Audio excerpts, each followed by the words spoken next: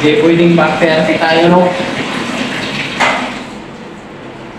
Dahil dito tayo sa ibang lugar. Isa pa, nasa akin naman.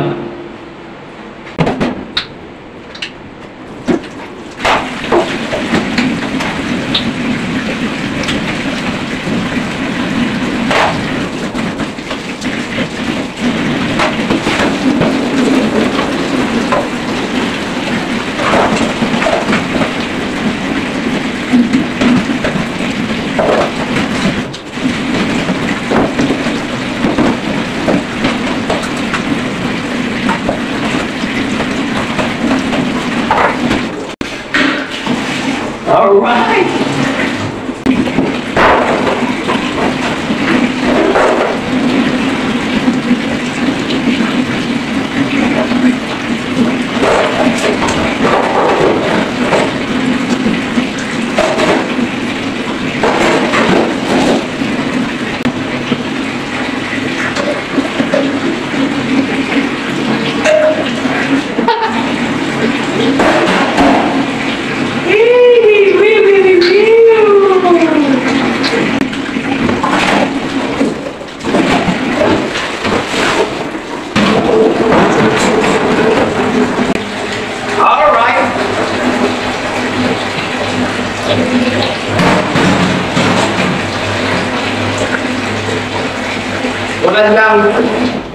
Wala silang proper hugasan dito kasi ano lang, accommodation lang ito. Tapos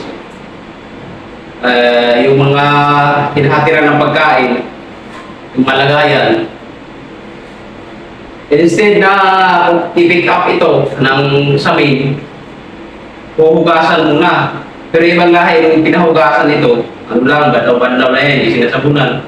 Pero ako naisip ko, ito, ano to, sarili kong bili. Bagay wala silang na-provide na pang ganito ba? Para ihugas, panghugas.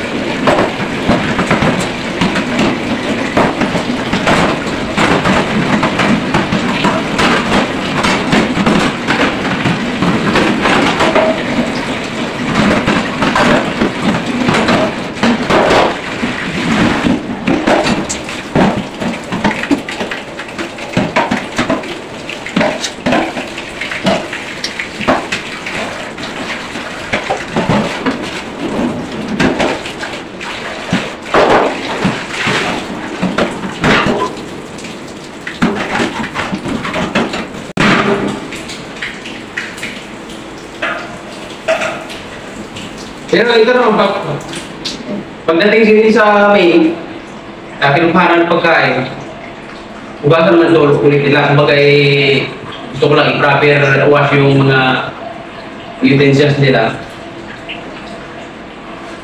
Kasi kumbaga iba tayo mga Pinoy, di ba? Nalinisin.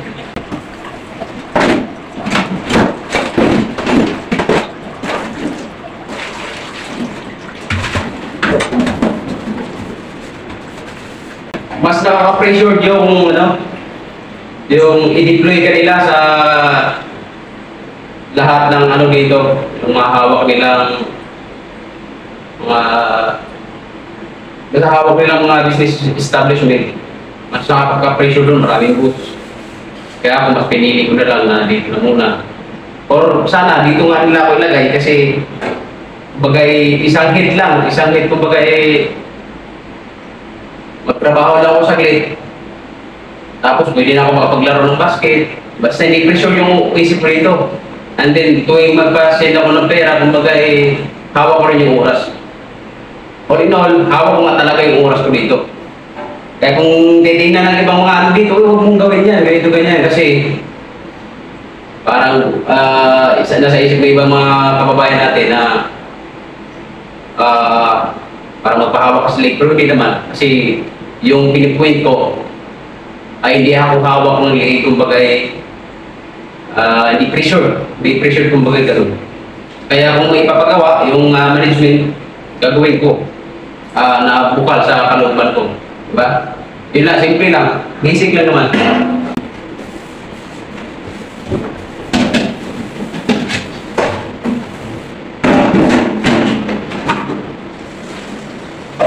Ika nga, kung sa Pilipinas, mas maraming trabaho doon, maliit ang sahod. Just compare it na dito sa ibang bansa, di ba? Mas malaki yung sahod, tapos tulad nito, naka-timing ako na nandito lang sa accommodation. Kumbaga pagkatapos, pwede na ako mag-cellphone, pero hindi ko ginagawa yung may inuutos yung management sa akin. Tulad nito, hugas ng mga nilagyan ng pagkain. Ay itatapon yung mga excess ng mga pagkain, no? Kasi mababahaw lang. Mapapanis.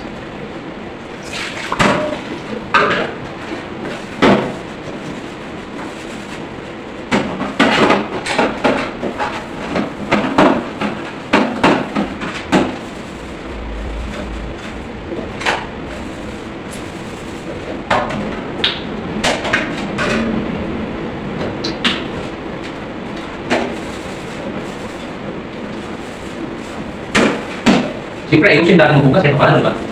Para pagdating doon, sabihin, magbuha nito. Palinis, hindi mag-plus, kung mayroon lang lasa. Napaka-basic lang. Ikumpara po dyan sa Pilipinas, Diyos ko, lalo na yung administration ngayon. Hindi mo ramdam ang sinasama mo dyan sa Pilipinas, maliban lang kung nasa opisina ka, nasa government offices ka, nagtatrabaho. Ramdam mo yun. Pero kahit pa paano, mahirap pa rin talaga sa Pilipinas. Diba?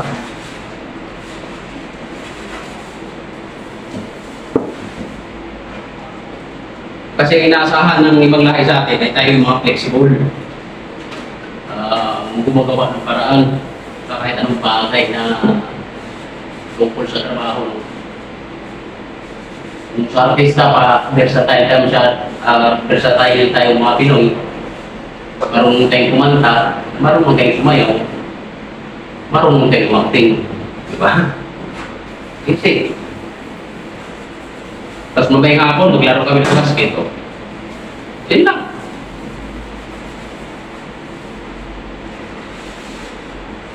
Kaya ano ngayon, nainisip pa rin na wala akong location kasi wala silang finalization. Kung saan ako. Kaya medyo nalito pa rin ako. Sana, dito na ako kasi almost 2 months at ilang araw na ngayon, no, sa June. Ilang araw na wala pa rin akong kaya iniisip ko na lang dahil yung si Raya ng management, yung manager, nagsabi sa akin na dito nga daw ako, alalay dun sa binigay nilang parang tagapamahala dito sa buong villa kasi malawak ito ang third floor tapos 4 na building, mas marami ang ibang lahi dito.